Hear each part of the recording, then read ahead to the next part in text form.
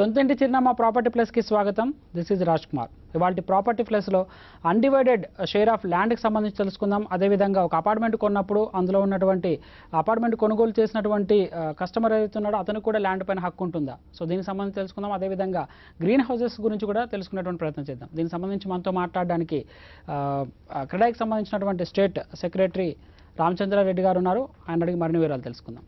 So welcome to property plus. Sir, మనం జనరల్గా ఒక అపార్ట్మెంట్ కొనుక్కున్నప్పుడు సో మనం అపార్ట్మెంట్ ఖరీదు చేసిన దాని వరకే ఎక్కువగా ఆలోచిస్తుంటారు. సో ఇఫ్ ఎనీథింగ్ ఏదైనా క్లైమేట్ చేంజ్ ఏదైనా వచ్చినప్పుడు కానీ, ఏదైనా పరిస్థితులు అనుకూలంగా లేనప్పుడు కానీ, సో నష్టపరిహారం చెల్లించాల్సి వస్తే ఎట్లా ఉంటుంది? యాక్చువల్గా ఏంటంటే ఇప్పుడు యాజ్ ఆన్ టుడే అయితే అన్డివైడెడ్ షేర్ ఆఫ్ ల్యాండ్ అనేది కంపల్సరీ మెన్షన్ చేస్తున్నాము. ఎందుకంటే ఫ్లాట్ ఒకప్పుడు ఎట్లుండేదంటే ఓన్లీ ఫ్లాట్ ఏరియానే మెన్షన్ చేసి రిజిస్ట్రేషన్ చేసేది.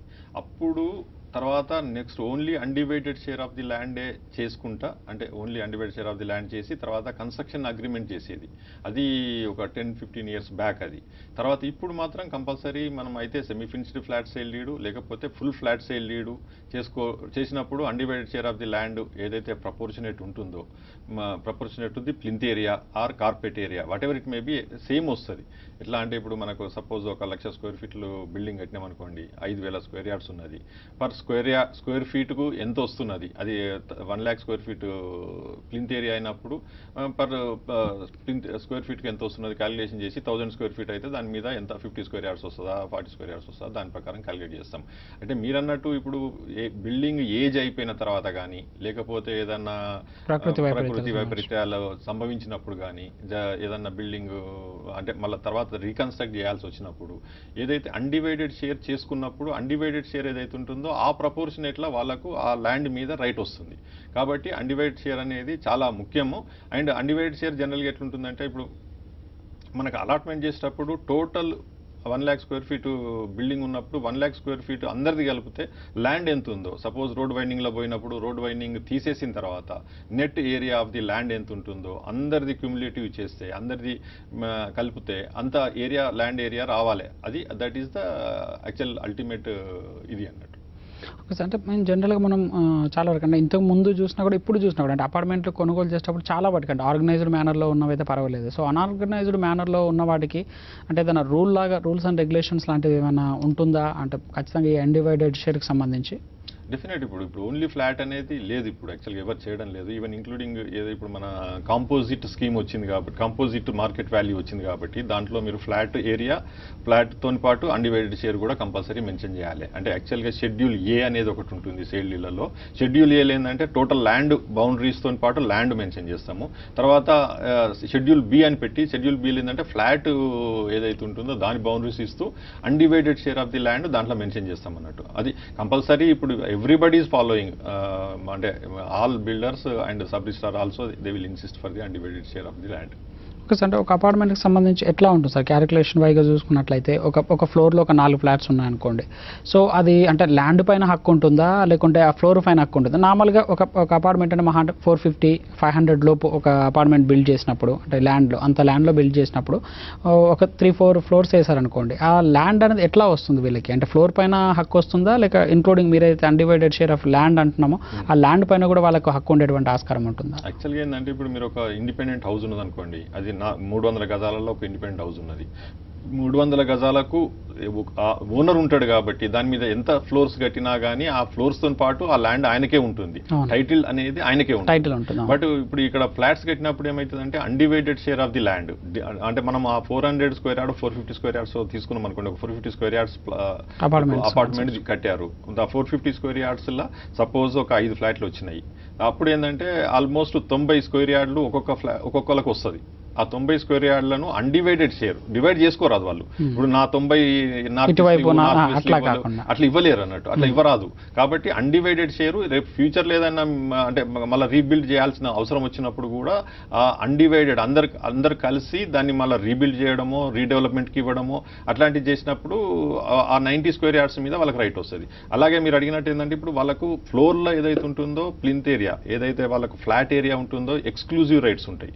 అలాగే ఈ కామన్ ఏరియా అండ్ ల్యాండ్ ఏదైతే ఉంటుందో దాంట్లో అందరికీ కామన్ రైట్స్ ఉంటాయి అన్నట్టు. ఇప్పుడు బాల్కనీస్ కానీ, టెర్రస్ రైట్స్ కానీ, తర్వాత పార్కింగ్లో అలాటెడ్ కాకుండా మిగతా ఏదైతే ఏరియా ఉంటుందో, డ్రైవేస్ అవన్నీ ఉంటాయో, ర్యాంప్ ఉంటుంది, వీటి మీద కామన్ రైట్స్ ఉంటాయి. కాబట్టి అన్డివైడెడ్ కూడా ఆల్మోస్ట్ వాళ్ళకు ల్యాండ్ అలాట్ చేసినా కానీ కామన్ రైట్స్ ఉంటాయి మొత్తం అందరికీ. ఓకే సార్, అంటే కొన్ని సందర్భాల్లో చూసుకున్నట్లయితే అంటే మనం ఒక ఫ్లోర్ అంటే 450 అట్లా కట్టినప్పుడు ఇప్పుడు ఏంటంటే ఎక్కడ అపార్ట్మెంట్ చూసినా కూడా కొంత లీగాలిటీ కంటే కూడా విరుద్ధంగా వెళ్ళినటువంటి అపార్ట్మెంట్స్ బోల్డ్ అని మనకు కనబడతాయి. సో అట్లాంటప్పుడు ఒక 3-4 ఫ్లోర్స్ అంటే 3 ఫ్లోర్స్ వరకు పర్మిషన్ ఉంటే 4-5 ఫ్లోర్స్ కూడా వేస్తుంటారు. సో అట్లాంటి వాళ్ళు మనం రెగ్యులరైజేషన్లో తీసుకున్నారనుకోండి, అట్లాంటి వాళ్ళకు కూడా ఈ యూడిఎఫ్ అనేది వర్తిస్తుందా? అంటే డెఫినెట్గా ఎట్లుంటుందంటే without undivided share of the land flat అనేది సేల్ అనేది లేదు ఇప్పుడు. కాబట్టి డెఫినెట్గా ఏంటంటే ఇప్పుడు మీరు అనేది ఇప్పుడు 2006 లేదా 86 వచ్చిందో అప్పటి నుంచి చాలా 99% డివియేషన్ అనేది లేదు. ఎందుకంటే మార్టిగేజ్ ఒకటి వచ్చింది, దాని తర్వాత ఓసీ తీసుకోవాలి, కంపల్సరీ ఆక్యుపెన్సీ సర్టిఫికేట్ తీసుకోవాలి. కాబట్టి డివియేషన్స్ లేదు. మీరు అన్నట్టు ఎక్కడన్నా కొన్ని సందర్భాలలో కొంతమంది చేసినప్పుడు వాళ్ళు కూడా ప్రొవిజన్ పెట్టుకునే చేస్తారు మోస్ట్లీ. ఎందుకంటే ఇప్పుడు సపోజ్ 4 ఫ్లోర్ల ప్లాన్ పర్మిషన్ వచ్చింది, దాంట్లో కొంత ఎంతో డీవియేషన్ అది 10% అలౌడ్ డీవియేషన్ ఉంటుంది నాన్ మల్టీ స్టోరీ బిల్డింగ్లో. ఆ డీవియేషన్ చేసినప్పుడు వాళ్ళు అన్డివైడెడ్ షేర్ ఏదైతే ఇస్తారో అప్పుడు కూడా వాళ్ళు దాన్ని దృష్టిలో పెట్టుకొని చేస్తారు. ఏదైనా చేయనప్పుడు మాత్రం డెఫినెట్గా that is without undivided share land ఏదైతే ఫ్లాట్ ఉంటుందో వాళ్ళకు ఫ్యూచర్లో ఎప్పుడైతే రీబిల్డ్ చేయాల్సి వచ్చినప్పుడు, తర్వాత లేకపోతే ఇదే అంటే మామూలుగా కన్స్ట్రక్షన్ సేల్ చేయాల్సినప్పుడు కొద్దిగా ఇబ్బందులు వచ్చే పరిస్థితి ఉంటుంది. కాబట్టి compulsory undivided share of the land ప్రపోర్షనేట్గా ఉన్నదా లేదా అని చూసుకునే బాధ్యత అది దాన్ని ఒపీనియన్ తీసుకొని పర్చేజర్ జాగ్రత్త పడాలి. ఇప్పుడు కొంతమంది డెవలప్మెంట్ మీద ఇస్తుంటారు సార్. సో అపార్ట్మెంట్కి సంబంధించి డెవలప్మెంట్ మీద ఇస్తుంటారు, అంటే ఈక్వల్ పోర్షన్ 60-40, 50-50 అట్లా చేస్తుంటారు. సో అట్లాంటి పరిస్థితులలో సో డెవలప్మెంట్కి ఇచ్చినప్పుడు ఆ బిల్డర్కి అథారిటీ ఉంటుందా, లేక ఏదైతే ఓనర్ డెవలప్మెంట్కి ఇచ్చాడో అతనికి అథారిటీ ఉంటుందా? సో అలాంటప్పుడు ఎవరైతే టెనర్స్ ఎవరైతే కొనుగోలు చేస్తారో సో వాళ్ళ పరిస్థితి ఏంటి? వాళ్ళకి ఎలా ఉంటుంది? యాక్చువల్గా ఏంటంటే ఇప్పుడు మనం డెవలప్మెంట్ చేసినప్పుడు అయితే development agreement come general power of attorney తీసుకొని బిల్డర్ వాళ్ళ షేర్లో ఏదైతే 50-50 తీసుకున్నాం అనుకోండి, ఆ 50% వచ్చే ఫ్లాట్స్ ఏదైతే ఉంటుంది 50% undivided share of the land కూడా బిల్డర్కు ట్రాన్స్ఫర్ చేసే రైట్ ఉంటుంది. కాబట్టి ఈ 50% బిల్డర్ రైట్ ట్రాన్స్ఫర్ చేసిన పర్చేజర్కు వాళ్ళతో వస్తుంది. అయితే ఓనర్ ఉంచుకుంటే ఓనర్కే ఉంటుంది. ఓనర్ ట్రాన్స్ఫర్ చేసినప్పుడు ఓనర్ డైరెక్ట్ వాళ్ళ ఏదైతే ల్యాండ్ 50% ఉంటుందో ఆ 50% undivided share of the land in flat wise proportionate to the flat area చేస్తాడు. కాబట్టి అది ట్రాన్స్ఫర్ అవుతుంది. కాబట్టి ఎవరైతే పర్చేజ్ చేస్తారో పర్చేజర్కు అల్టిమేట్ ల్యాండ్ మీద రైట్ ఉంటుంది, undivided share of the land మీద రైట్ ఉంటుంది. ఓనర్ ఉంచుకుంటే ఓనర్ షేర్కు ఓనర్కు ఉంటుంది. ఓకే సార్, ఇంకొకటి అంటే ఈ క్యాలిక్యులేషన్ ఆఫ్ ప్లాటింగ్లో మన ఎఫ్ఎల్ఓటీలో సో ఆ క్యాలిక్యులేషన్ ఎలా ఉంటుంది సార్? అంటే ఒక అపార్ట్మెంట్ కొనుగోలు చేసినప్పుడు దానికి carpet area, plinth area, super plinth area అని చెప్తుంటారు. సో చాలా మందికి ఏంటంటే ఒక అపార్ట్మెంట్ వెళ్ళి ఇది ఇంత ఏరియా ఉంది, ఒక 1250 ఉంది, 1000 ఉంది అనగానే వెళ్ళి కామ్గా కొనేస్తుంటారు. ఇక ఏరియాను బట్టి కాస్ట్ అనేది స్పెసిఫైడ్ ఎక్కువగా కనబడుతుంటుంది. మన గచ్చిబౌలిలో అయితే ఒకవైపు, సో ఒక రకంగా ఉప్పల్లో అపార్ట్మెంట్ అయితే ఒక రకంగా, అట్లాంటి స్పెసిఫికేషన్స్ ఉంటాయి. సో మనం క్యాలిక్యులేట్ చేసేటప్పుడు చాలామంది ఏంటంటే చాలామంది ఫ్లాట్ కొనుగోలుదారులు మోసపోతున్నట్టుగానే మనకు చాలామంది తెలుస్తుంది. ఎంత ఎడ్యుకేటెడ్ అయినా కూడా ఈజీగా బిల్డర్లు కొంతమంది మోసం చేస్తున్నట్టు. కొంత ఆర్గనైజ్డ్లో అయితే పర్వాలేదు. So I'm talking about unorganised, ఎక్కువ మటుకు అన్ఆర్గనైజ్డ్ లేఅవుట్స్లోనే ఇవన్నీ మనకు కనబడుతుంది. అట్లాంటప్పుడు ఎలాంటి జాగ్రత్తలు తీసుకోవాలి? ఒక ఫ్లాట్ కొనేటప్పుడు ఎట్లా డిఫరెన్షియేట్ చేస్తారు ఆ ఫ్లాట్? యాక్చువల్గా ఏంటంటే ఇప్పుడు రేరా వచ్చినాక రెగ్యులేటరీ బిల్ వస్తే ఇవన్నీ ఏది ఉండదు, only carpet area. Wherever carpet ఏదైతే ఉంటుందో within the walls area అది క్యుములేటివ్ చేసి ఆ ఏరియా ఎంత ఉన్నదో దాని మీద క్యాలిక్యులేట్ చేస్తారు. కాబట్టి ఇప్పుడున్న సూపర్ బిల్టప్ ఏరియా, ఇప్పుడున్న ట్రెండ్ ఏంటంటే super built up area. Super built up area అంటే flat plinth area, wall out to out, మొత్తం total flat out to out multiply చేస్తే ఎంత వస్తుందో ఆ area plinth area, built up area అంటారు. దానికి కామన్ ఏరియాస్ ఇప్పుడు corridors, staircase and lift room, lift machine room, over ఈ కింద పార్కింగ్ లాబీస్, తర్వాత స్టేర్ కేసెస్, ర్యాంప్స్ ఇవన్నీ ఉంటాయి కదా, అవన్నీ కలిపి ఏదైతే కామన్ ఏరియా వస్తుందో దాన్ని డివైడ్ చేస్తారు proportionate to the plinth area. చేసినప్పుడు కామన్ ఏరియా సపోజ్ 20%, 25%, అది depends of the common area ఏదైతే మనం విడ్త్ ఆఫ్ ది కారిడార్స్ దాన్ని బట్టి అండ్ ప్లానింగ్ను బట్టి అది 20-25% జనరల్గా వస్తుంటుంది. అది ఆ కామన్ ఏరియాను యాడ్ చేస్తే సూపర్ బిల్టప్ ఏరియా అవుతుంది. ఆ సూపర్ బిల్టప్ ఏరియా ఏదైతే ఉంటుందో దాని మీద ప్రపోర్షనేట్గానే అన్డివైడెడ్ షేరు. మీరు మీరు ఏదైనా కానీ ఇప్పుడు రేపు ఫ్యూచర్లో కార్పొరేట్ ఏరియా వస్తే కార్పొరేట్ ఏరియా టోటల్ మొత్తం 100 ఇప్పుడు ఒక 20 ఫ్లాట్లు ఉన్నాయి, 20 ఫ్లాట్లకు టోటల్ ఎంత కార్పొరేట్ ఏరియా వచ్చింది, టోటల్ ఎన్ని స్క్వేర్ యార్డ్స్ ఉన్నాయి, 1000 స్క్వేర్ యార్డ్స్ ఉన్నాయి, 1000 square yards divided by total corporate area or super built up area వేసినప్పుడు మీకు per square feet of the corporate area or super built up area మనకు టోటల్ ఏరియా వస్తుంది.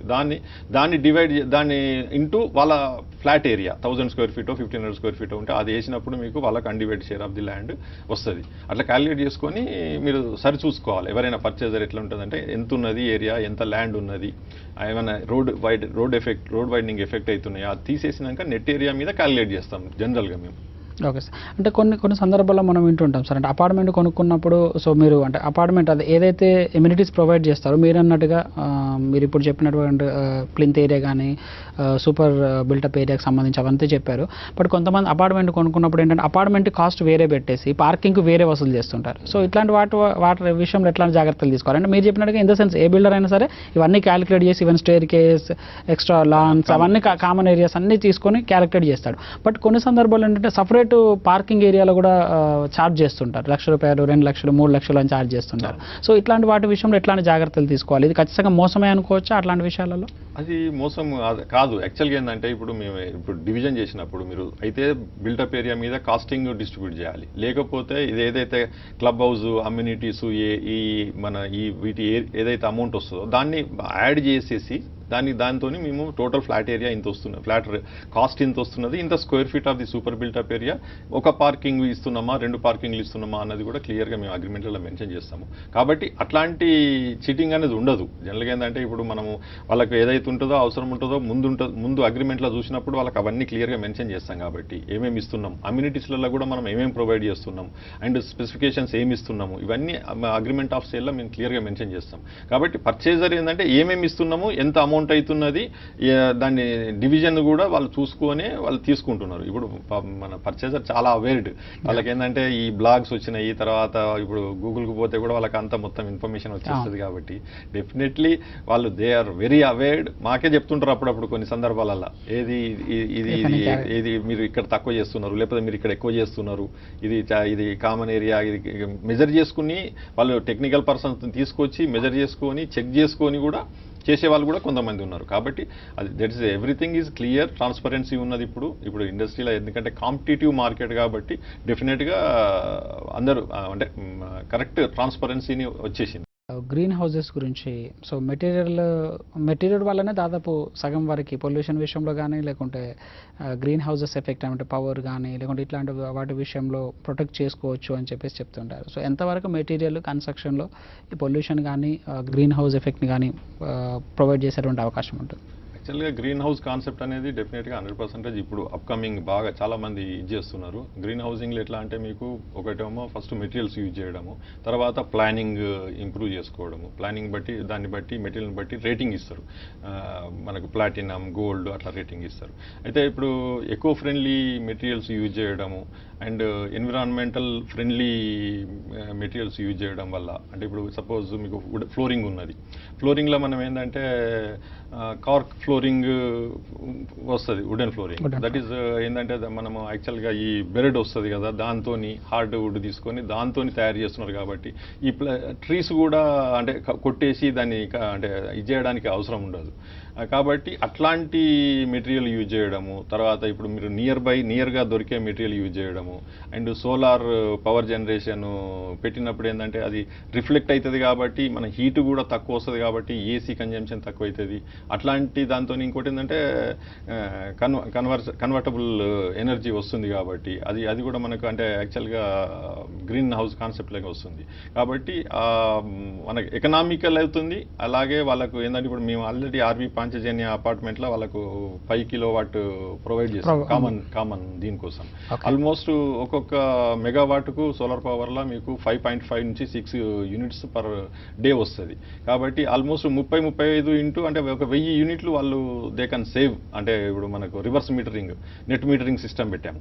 కాబట్టి అట్లాంటి యూజ్ చేసినప్పుడు మనకు ఇది అవుతుంది. అలాగే బిల్డింగ్ మెటీరియల్ కూడా recycling of the building materials use చేయడము. ఇప్పుడు యాక్చువల్గా మనము వరల్డ్ వైడ్ చూసినప్పుడు almost almost 3 billion turns per year మనం బిల్డింగ్ మెటీరియల్స్ యూజ్ చేస్తున్నాం. కాబట్టి ఆ బిల్డింగ్ మెటీరియల్స్ యూజ్ చేసేటప్పుడు రీసైక్లింగ్ అండ్ యాక్చువల్గా ఏంటంటే ఇంకోటి రిపేరబుల్ మెటీరియల్స్, తర్వాత ఇప్పుడు మనము వుడెన్ న్యాచురల్ వుడ్ యూజ్ చేస్తున్నాం. న్యాచురల్ వుడ్ కూడా రెడ్యూస్ చేసుకోవాలి, టేక్ వుడ్. అలా బ్యాంబూ వుడ్ యూజ్ చేసినప్పుడు మీకు ఫాస్ట్ గ్రోయింగ్ ఉంటుంది కాబట్టి అది మళ్ళీ మనం ప్రొడ్యూస్ చేసుకోవచ్చు. కాబట్టి అట్లాంటి యూజ్ చేయడము. తర్వాత బిల్డింగ్ ఇప్పుడు మన సెరామిక్ ఫ్లోరింగ్ అండ్ మనము రాక్ తక్కువ యూజ్ చేయడము, స్టోన్ తక్కువ యూజ్ చేయడము, అట్లాంటిది విట్రిఫైడ్ ఫ్లోరింగ్. అలాగే ఇప్పుడు ఏంటంటే మన శాండ్, రివర్ శాండ్ యూజ్ చేస్తే గ్రౌండ్ వాటర్ టేబుల్ ఎఫెక్ట్ అవుతుంది. ఆల్రెడీ సుప్రీంకోర్టు చాలా రిస్ట్రిక్షన్స్ పెట్టింది. దానికి మనం ఏంటంటే ఆర్టిఫిషియల్ శాండ్, ఏది రోబో శాండ్ అని ఇప్పుడు మన స్టోన్ క్రష్ వస్తుంది కదా, అది యూజ్ చేసుకోవాలి. దాంట్లో ఏంటంటే కొద్దిగా గవర్నమెంట్ క్వాలిటీ అవేర్నెస్లో ఎట్లా అంటే ప్రొడక్షన్ స్టేజ్లో క్వాలిటీని కంట్రోల్ చేసే సిస్టమ్, ఒకటి మానిటరింగ్ సిస్టమ్ పెట్టి చేస్తే దాని మీద ఎన్ఫోర్స్మెంట్ పెట్టి చేసినప్పుడు అది, ఎందుకంటే ఇప్పుడు దాన్ని గుర్తుపట్టం. ఇప్పుడు రివర్ శాండ్ అయితే చాలా మంది గుర్తుపడతారు, ఇది అంటే మన రివర్దా లేకపోతే నార్మల్ మైట క్రషింగ్ స్టాండ్. అంటే క్రషింగ్ స్టాండ్లో మన క్వాలిటీ గుర్తుపట్టడం కష్టం. కాబట్టి దానికి కొద్దిగా స్కిల్డ్ ఇది ఉండాలి మనకు, అంటే టెక్నికల్ సౌండ్ ఉండాలి. గ్రాన్యూల్స్, శాండ్యూల్స్, డస్ట్ వస్తుంది కదా, ఆ డస్ట్ యూజ్ చేసిన అనుకోండి instead of the actual robo sand, అప్పుడు మనకు కొద్దిగా క్రాక్ వచ్చే ఛాన్సెస్ అవి ఉంటాయి. దాన్ని అవాయిడ్ చేయడానికి ఏంటంటే మనం కొద్దిగా అండ్ గవర్నమెంట్ కూడా కొద్దిగా ఎంకరేజ్ చేయాలి. ఇప్పుడు గ్రీన్ బిల్డింగ్ కాన్సెప్ట్ వచ్చినప్పుడు ప్రాపర్టీ ట్యాక్స్లా ఒక 10%, 15% and powers use, solar power generation వస్తుంది కదా, సోలార్ పవర్ జనరేషన్ యూజ్ చేసినప్పుడు సోలార్ పవర్, మన hot roof top solar water heaters use చేసినప్పుడు యాక్చువల్గా ఉన్నది బట్ ఇవ్వడం లేదు. And STP, recycling of the water కూడా మనకు ఫ్యూచర్లో చాలా కాంప్లికేషన్ వచ్చే ఛాన్సెస్ ఉంటాయి. కాబట్టి water STP recycling of the water use చేసినప్పుడు దానికి కొంత బెనిఫిట్ ఇవ్వడము. STPs very costly. ఎస్టీపీస్ కూడా ఎట్లా అంటే ఇప్పుడు మనకి ఎస్టీపీ పవర్ జనరేషన్లో ఇప్పుడు ఒక 200 KDL, kilo litre per KLD use చేసినప్పుడు మీకు ఒక 25-30 HP మోటార్ 20 hours రన్ చేయాల్సి వస్తుంది. హ్యూజ్ పవర్ బిల్ వస్తుంది. కాబట్టి అసోసియేషన్స్ దాన్ని మెయింటైన్ చేయడం కష్టమవుతున్నది. అట్లాంటి వాళ్ళకి ఏంటంటే కొద్దిగా కన్సెషనల్ రేట్లో పవర్ సబ్సిడీ ఇస్తే then definitely they will come forward and they will use it. Okay sir, అంటే ఈ గ్రీన్ హౌసెస్కి సంబంధించి అంటే ఇప్పుడున్నటువంటి పరిస్థితులలో చాలామంది ఇంట్రెస్ట్ ముందుకు వచ్చినా కూడా కాస్ట్ అనేది ఎక్కువ అవుతుందని చెప్పేసి చాలామంది చెప్తున్నారు. సో నిజంగా అంటే గ్రీన్ బిల్డింగ్ దాంట్లో కన్స్ట్రక్ట్ చేస్తే అపార్ట్మెంట్ కానీ ఇల్లు కానీ కాస్ట్ ఎక్కువ అవుతుందా నార్మల్ కన్వెన్షన్ మోడల్లో చేసిన దానికంటే? డెఫినెట్లీ కొంత డిఫరెన్స్ ఉంటుంది. ఇప్పుడు ఎట్లా అంటే ఎల్ఈడి లైట్లు పెట్టాలి మనం. ఎల్ఈడి లైట్లకి ఎట్లా ఉంటుంది అంటే ఇనిషియల్ కాస్ట్ ఎక్కువ ఉంటుంది, బట్ రెగ్యులర్గా మెయింటెనెన్స్ కాస్ట్ చాలా తగ్గిపోతుంది. ఎందుకంటే పవర్ బిల్ చాలా తగ్గిపోతుంది. ఇప్పుడు మనం మామూలుగా 40 watt ట్యూబ్లైట్ పెట్టుకునే బదులు ఇది 11 or 15 వాట్తోనే సరిపోతుంది, అంత లైట్ వస్తుంది. కాబట్టి డెఫినెట్గా అంటే ఇనిషియల్ కాస్ట్ కొద్దిగా ఎక్కువైనా కానీ దాన్ని లాంగ్ రన్లో ఒక 5 ఏళ్లకు 10 ఏళ్లకు చూసుకున్నప్పుడు డెఫినెట్లీ దాని బెనిఫిట్ ఉంటుంది. అండ్ మనం ఎకో ఫ్రెండ్లీ కూడా మనం యూజ్ చేస్తున్నాము కాబట్టి, అండ్ మనం సొసైటీలో కూడా కొంత ఇది చేస్తున్న ఫీలింగ్ మనకు వస్తుంది. సర్వీస్ చేసినది సొసైటీని మనం అంటే ఎంకరేజ్మెంట్ కదా న్యాచురల్గా. ఇప్పుడు వాటర్ ఉన్నది, మీకు వాటర్లో ఏంటంటే మంచి ట్యాప్స్, షవర్స్ ఉన్నాయి. కొన్ని షవర్స్లో ఎట్లుంటుందంటే మీకు 30 liters per hour వస్తే కొన్ని 5 liters అంత ఎఫెక్టివ్ ఇచ్చే షవర్స్ ఉన్నాయి, కాస్ట్లీ ఉంటాయి. బట్ ఏంటంటే మనకి వాటర్ సేవ్ అవుతుంది. దాంతో అల్టిమేట్గా మీరు చూసుకున్నప్పుడు మనకి ఈ వాటర్ కనెక్షన్ ఛార్జెస్ ఇవన్నీ చూసుకున్నప్పుడు డెఫినెట్లీ అది కలిసి వస్తుంది. కాకపోతే టైం పడుతుంది. ఇప్పుడు మనకి ఇది వాటర్, ఇప్పుడు సోలార్ పవర్ జనరేషన్ కూడా ఆల్మోస్ట్ 65,000 to 70,000కే మీకు 1 kilowatt వచ్చింది. దాన్ని బట్టి మీరు ఎకనామికల్గా చూస్తే ఇప్పుడు ఇమ్మీడియట్గా చూస్తే వర్కౌట్ కాదు, ఇంట్రెస్ట్ చూసి వర్కౌట్ కాదు. బట్ లాంగ్ రన్లో అవుతుంది. ఎందుకంటే ఇప్పుడు పవర్ టారిఫ్ పెరుగుతూనే ఉన్నది. బట్ ఇక్కడ మీకు ఈ జనరేషన్ అనేది 25 years దాకా వస్తుంది. కాబట్టి ఈ లాంగ్ పీరియడ్లో చూసినప్పుడు దట్ ఈస్ మోర్ ఎకనామికల్. కాబట్టి ఇనిషియల్ కాస్ట్ ఎక్కువ ఉన్నా కానీ అల్టిమేట్ డెఫినెట్గా ఇట్ ఈస్ అంటే మనం యూజ్ చేయడం బెటర్. అంటే జీబీసీ ఈ మధ్య కాలంలో అపార్ట్మెంట్స్కి సంబంధించి జీబీసీ వాళ్ళకు సర్టిఫికేషన్ ఇస్తున్నారు. ఆ సర్టిఫికేట్ ఉన్న వాటికి అంటే చాలా వరకు ఎంతో కొంత అంటే 30 to 40% వరకు central government, state government initiative funds కూడా ఇస్తున్నట్టుగా ఇన్ఫర్మేషన్ ఉంది. ఇది కరెక్ట్ సార్? నిజంగా అట్లాంటి అపార్ట్మెంట్స్ కన్స్ట్రక్ట్ చేసినప్పుడు జీబీసీ నుంచి కొంత ఫండింగ్ వస్తుందా, లేదా సెంట్రల్ గవర్నమెంట్, స్టేట్ గవర్నమెంట్ ఏమైనా ఫండింగ్ విషయంలో దృష్టి పెడుతున్నాయా ఇప్పుడు? అంటే వాళ్ళు ఏమన్నా దాన్ని అంటే ఇప్పటివరకు అయితే దాన్ని రాలేదు, ఇంప్లిమెంట్ అయితే కాలేదు. బట్ ఏమన్నా మరి ఆలోచన ఉన్నదా నాకు అంత కరెక్ట్ ఐడియా లేదు. బట్ ఇట్ ఈజ్ అంటే ఆలోచించాల్సిన విషయం అయితే 100%. ఎందుకంటే దాంతో మనకు నేషన్ సేవింగ్ చాలా ఉంటుంది. అండ్ సో పవర్ అనుకోండి, ఇప్పుడు పవర్ మనది హైడల్ పవర్ లిమిటెడ్ అయిపోయింది. థర్మల్ పవర్ కంటే డెఫినెట్లీ దాదాపు 10-12 థర్మల్ పవర్ స్టేషన్లు కూడా మూసేయడానికి కేంద్రమే నిర్ణయం తీసుకున్నది. కాబట్టి డెఫినెట్గా సోలార్ మీద మనం డిపెండ్ అయ్యి సోలార్ రూఫ్ టాప్ ఉన్నదనుకోండి, అట్లా పెట్టినప్పుడు ఏమైతుందంటే మీకు హీట్ కూడా రిఫ్లెక్ట్ అయ్యి మీకు నేను ఇంతకుముందు చెప్పినట్టు దట్ ఈస్ అడ్వాంటేజ్ అన్నట్టు అది ఇప్పుడు పవర్ దీంట్లో కూడా. కాబట్టి డెఫినెట్గా ఎంకరేజ్ చేస్తే బాగుంటుంది గవర్నమెంట్స్. కన్వెన్షన్ మోడల్ కంటే ఏదైతే అపార్ట్మెంట్ కానీ ఇల్లు కట్టినప్పుడు ఎంత మేర కాస్ట్ అంటే ప్రైజింగ్ విషయంలో ఎంత పర్సెంటేజ్ ఉండొచ్చు, లేదంటే కాస్ట్ ఎఫెక్టివ్నెస్ ఎంత ఉంటుంది అంటే దానిలో మీరు దాన్ని బట్టి అన్నట్టు ఇప్పుడు సపోజ్ మీరు గ్రీన్ హౌసింగ్ కాన్సెప్ట్లో చూసినప్పుడు మీరు విండో సైజెస్ లైటింగ్ క్యాలిక్యులేట్ చేస్తారు. దానికి ఏంటంటే సెట్ బ్యాక్ ఒకటి, అంటే ఇప్పుడు ఇండిపెండెంట్ హౌస్కి ఆ ప్రాబ్లం రాదు. అపార్ట్మెంట్లో ఉన్నప్పుడు ఏంటంటే ఫ్లాట్ టు ఫ్లాట్ మధ్యలో వచ్చే గ్యాప్ ఏదైతే ఉందో దాన్ని బట్టి ఆ లైట్ ఎంత రావాలి అన్నది, ఆ విండో సైజ్ ఎంత పెట్టాలి అన్నది దాన్ని బట్టి ఉంటుంది అన్నట్టు. ఆ విండో సైజ్ అంటే న్యాచురల్ లైట్ మీద మనం ఎక్కువ డిపెండ్ అయ్యేటట్టు ఉండాలని ఉంటుంది. బట్ దాంతోనంతా మీకు అంత పెద్ద డిఫరెన్స్ రాదు. బట్ ఎల్ఈడి లైట్లు యూజ్ చేయడము, ఎల్ఈడి లైట్లు యూజ్ చేయాలంటే మీరు ఆటోమేటిక్గా మీరు అంతే రూఫ్ హైట్ తగ్గించడానికి ఫాల్ సీలింగ్ చేసుకోవాలి, అంటే ఎఫెక్టివ్ ఉండడానికి ఏసీ యూజ్ చేసినప్పుడు అట్లాంటివి యూజ్ చేస్తారు. కాబట్టి డెఫినెట్గా ఒక 15-20% కాస్ట్లో డిఫరెన్స్ వస్తుంది ఇవన్నీ యూజ్ చేస్తే. లేదంటే 10%తో మీరు 100% అంటే ఈ గ్రీన్ హౌసింగ్ కాన్సెప్ట్ దానిలో మీరు ఫాలో అయ్యి మీరు బెనిఫిట్ పొందొచ్చు. సరిగ్గా ఫైనల్గా మన ప్రాపర్టీ ప్లేస్లో ఇప్పుడు ప్రతిసారి ధరల విషయం గురించి మాట్లాడుకుంటాం సార్. రైట్ నౌ సిచ్యువేషన్ ఎట్లా ఉంది అంటే మన అపార్ట్మెంట్ కానీ లేకుంటే కమర్షియల్స్ కానీ లేదా ఇండిపెండెంట్ హౌజెస్కి సంబంధించి కానీ ఏమైనా పెరుగుతున్నాయా లేకుంటే ఇప్పుడిప్పుడే పుంజుకుంటున్నాయా అన్నట్టుగా ఇక్కడ చెప్తోంది. సో ఎట్లా యాక్చువల్గా ఏంటంటే ఇప్పుడు మనము ఆల్రెడీ మన హైదరాబాద్ పరిస్థితి చూసినప్పుడు కమర్షియల్ ఆల్మోస్ట్ ఎగ్జాస్టెడ్. బిల్డింగ్ ఏదైతే పెద్ద పెద్ద కాంప్లెక్సెస్ చాలా రోజుల నుంచి ఒక 2-3 ఇయర్స్ నుంచి వెకేట్ ఉన్న కమర్షియల్ స్పేసెస్ మొత్తం ఆక్యుపై అయిపోయాయి. అండ్ ఆల్మోస్ట్ ఇప్పుడు అండర్ కన్స్ట్రక్షన్ కూడా already 25 lakhs Deloitte building under construction అది ఆల్రెడీ అగ్రిమెంట్ చేసుకున్నారు. కాబట్టి అంటే ఇంకా ఫ్యూచర్ అంటే ఇప్పుడు వచ్చే బిల్డింగ్స్ కూడా ఆల్మోస్ట్ ఆక్యుపేషన్లకు వచ్చేస్తున్నాయి. అంటే ఇప్పుడు 2 years తర్వాత కంప్లీట్ అయ్యే వెంచర్స్ కూడా ఆల్రెడీ టెనెంట్ ఫిక్స్ అయిపోయినారు.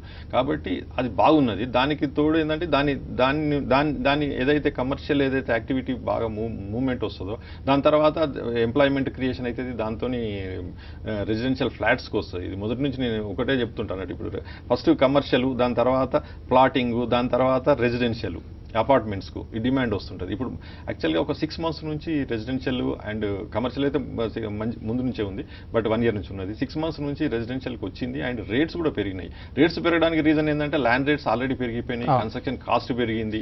అండ్ దాంతో ఏంటంటే ఇప్పుడు మనకు ఈ ఫీజెస్ పెరిగినాయి, ఇవన్నీ పెరిగినాయి. అండ్ లేబర్ ఛార్జెస్ ఆల్మోస్ట్ మీకు ఒక 30-35% లేబర్ ఛార్జెస్ పెరిగినాయి. ఇవన్నీ చూసినప్పుడు మీరు ఫ్లాట్ రేట్ పెరిగింది. ఇప్పుడు మేము పాత వెంచర్లు ఏదైతే రెడీ టు ఆక్యుపై ఉన్న వెంచర్స్లలో మేము అప్పుడు చేసినాం కాబట్టి ఇప్పుడు దాని కాంపిటేటివ్ రేట్లు ఇవ్వగలిగినాం. అదే మేము ఇంకొక బ్లాక్ స్టార్ట్ చేస్తే ఇప్పుడు ఆర్వీ 2 blocks అయిపోయినాయి. దాంట్లో ఇచ్చే రేట్ కంటే మేము ఇప్పుడు ఆల్రెడీ ఇంకొక బ్లాక్ స్టార్ట్ చేసినాం వల్ల అందులో ఈ రేట్ ఇవ్వలేం.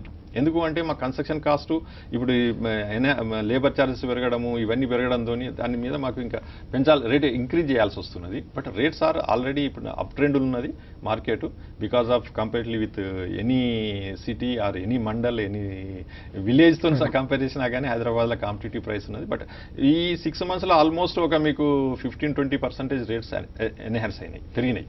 ఇంకా పెరిగే ఛాన్స్ ఉన్నది. అది నేను ఏంటంటే ప్రతి పర్చేజర్కి ఎక్కడైనా తీసుకోండి, మీరు అందరూ స్టడీ చేయండి. అండ్ మీరు ఒక చార్ట్ తయారు చేసుకోండి. అడ్వాంటేజ్ డిసడ్వాంటేజ్ లొకేషన్, మీకు ఉన్న లొకేషన్లలో సరౌండింగ్ ఏరియాలలో అన్నీ కంపేర్ చేసుకొని అండ్ అమ్యూనిటీసు ఫెసిలిటీస్ స్పెసిఫికేషన్స్ ఇవన్నీ చూసుకొని దాన్ని బట్టి మీరు ఫ్లాట్ పర్చేజ్ చేయడం this is the right time. Thank you sir. Undivided షేర్కి సంబంధించి అదేవిధంగా గ్రీన్ హౌసెస్ గురించి తెలియజేసినందుకు. సో ఇది ఇవాల్టి property plus. Stay tune to Sakshi.